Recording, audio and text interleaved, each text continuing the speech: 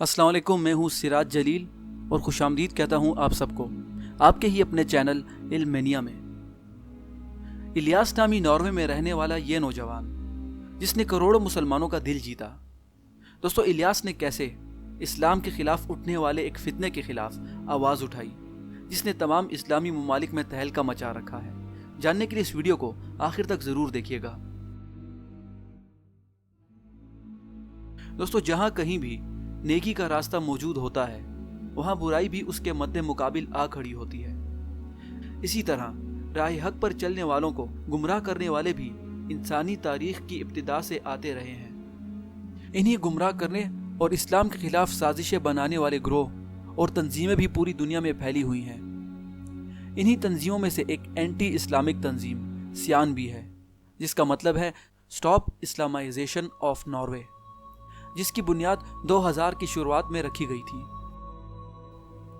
دوستو، اس تنظیم کے بنیادی مراکز ناروے میں موجود ہیں اور اس تنظیم کا مقصد وہاں کے لوگوں کو اسلام قبول کرنے سے روکنا اور پوری دنیا میں اسلام کی غلط تصویر پیش کرنا ہے۔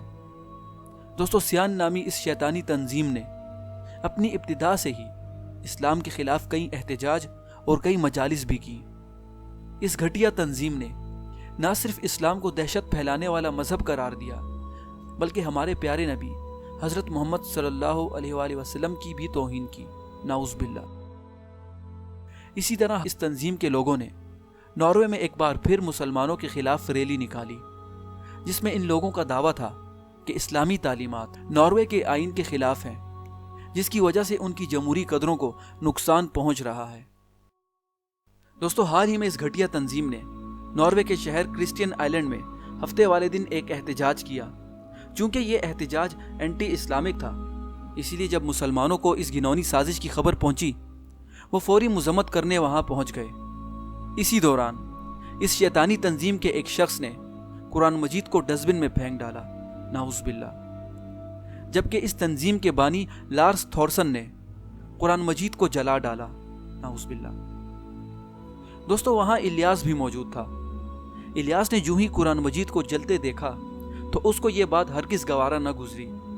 وہ اس شخص پر کود پڑا اور اس کو مارنے لگا، مگر وہاں موجود پولیس نے الیاس کو پکڑ لیا اور قرآن مجید پر لگی آگ بجھا ڈالی۔ دوستو، اس واقعے کے بعد پورے اسلامی ممالک میں جذبے کی آگ بھڑک اٹھی، جس میں سب سے پہلے مذمت اور اس واقعے کا بدلہ لینے کا دعویٰ ترکی نے کیا۔ اس کے بعد ایران اور پھر تمام اسلامی ممالک نے بھی آواز اٹھائی۔ دوستو، اس واقعے کے بعد الیاس ایک مجاہد کی شکل میں تمام مسلمانوں کے سامنے آیا، مگر افسوس کی بات یہ ہے کہ لارس تھورسن کی اتنی بڑی گستاخی اور مسلمانوں کے جذبات کو ٹھیس پہنچانے پر اسے محض 30 دن قید کی سزا سنائی گئی ہے۔